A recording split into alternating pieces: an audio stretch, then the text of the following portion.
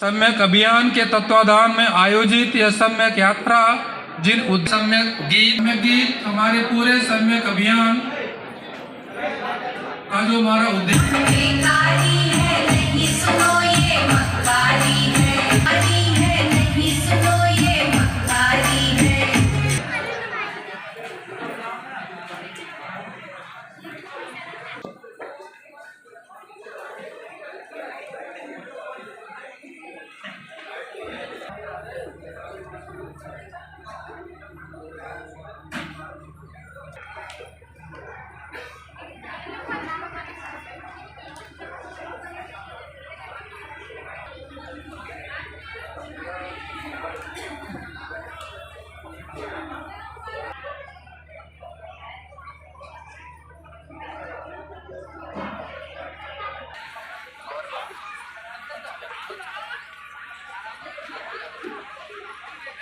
का कहना था कि अब इनने व्हाट्सएप आदि पर भेजा है, हो सकता है आप लोगों ने वीडियो शायद सबको मिल जाएगी।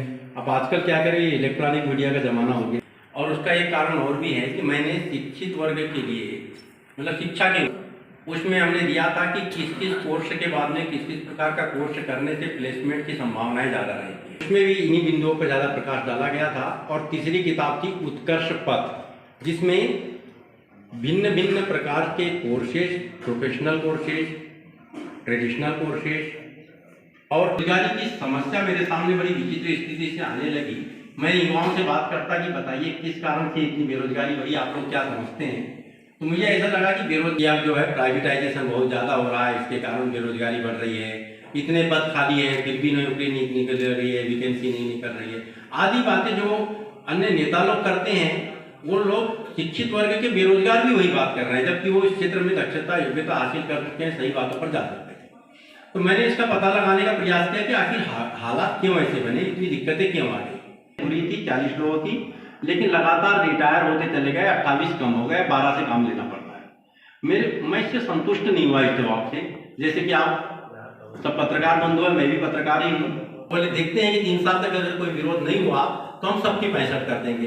सारे कर्मचारियों की सेवानिवृत्ति आयु 65 साल कर दी जाए और डॉक्टर्स की सेवानिवृत्ति आयु 68 साल कर दी जाए। हुआ है, लेकिन उन्होंने उस भाषा का उपयोग करते हुए लिखा कि अब लोग जल्दी मरते नहीं हैं, जिसके कारण रिटायर्ड कर्मचारी जो बहुत अधिक है, एक साथ 5 साल सेवानिवृत्ति की आयु बढ़ा दी जाए। यदि ईपीएफओ की अनुशंसा मानते हुए केंद्र वास्तव दिया जाए कि 10-12 साल तक कोई वैकेंसी निकलेगी ही नहीं, जब पद खाली नहीं होंगे तो वैकेंसी कैसे निकलेगी, ये चिंतनीय विषय आया सामने। तब मैंने क्या की बात कही है, संपत्ति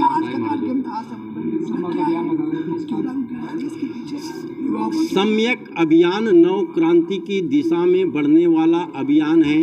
शिक्षित बेरोजगार युवाओं को अवसर इसलिए नहीं मिल रहे हैं क्योंकि रिटायरमेंट आयु 58 साल से 68 और ईपीएफओ की अनुशंसा मान ली जाए तो 70 से 73 हो जाएगी।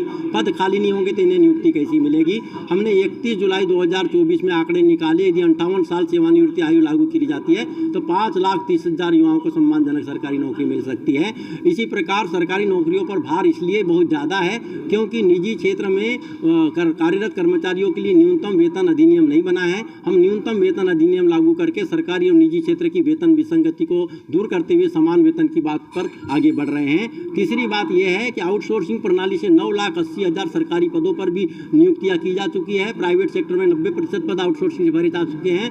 तो हर हालत में 1 जनवरी 2024 से आउटसोर्सिंग प्रणाली पर नियंत्रण कर दिया जाएगा। चौथी बात यह है कि 8 घंटे की शिफ्ट ड्यूटी को 12 घंटे कर दिया गया है और श्रम कानूनों में ढील दे दी गई है। इससे बेतहाशा बेरोजगारी बढ़ी है। पुनः 8 घंटे की शिफ्ट ड्यूटी लागू होगी और श्रम कानूनों को पूर्ववत कर दिया जाएगा।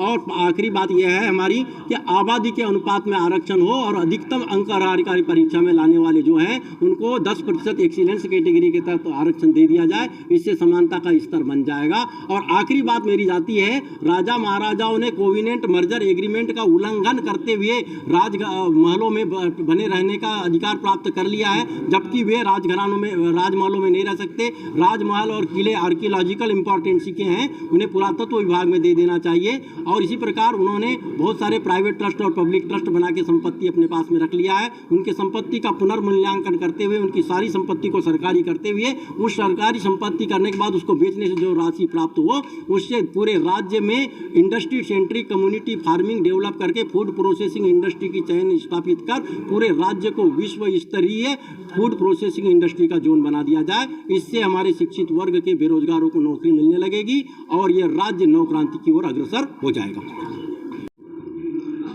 आज आदरणीय श्री भास्कर राव रोकड़े जी के नेतृत्व में ग्वालियर में एक सम्यक अभियान जो चलाया जा रहा है उसका एक कार्यक्रम हुआ है जो सहयोग गार्डन ग्वालियर मुरार में रमटापुरा में आयोजित था। हजारों की मात्रा में सैकड़ों बेरोजगार युवा वहाँ पर उपस्थित थे। इस कार्यक्रम का उद्देश्य है कि कैसे करके प्रदेश के अंदर, देश के अंदर, ज़िले के अंदर बेरोजगारी दूर की जाए। जो पढ़े लिखे युवा हैं वो कैसे रोजगार प्राप्त कर सकते हैं, कैसे अपने जीवन को उत्कृष्ट बना सकते हैं। इससे तो कुछ योजनाएं हैं जिन पर सर ने भी प्रकाश डाला है। ये प्रख्यात विचारक हैं, इन्होंने इस पर बहुत बड़ा शोध किया है और इनका जो दर्द है वो ये है कि हमारे देश के जो युवा हैं वो कैसे भी करके रोजगार प्राप्त करें और मुख्य धारा में चल सकें।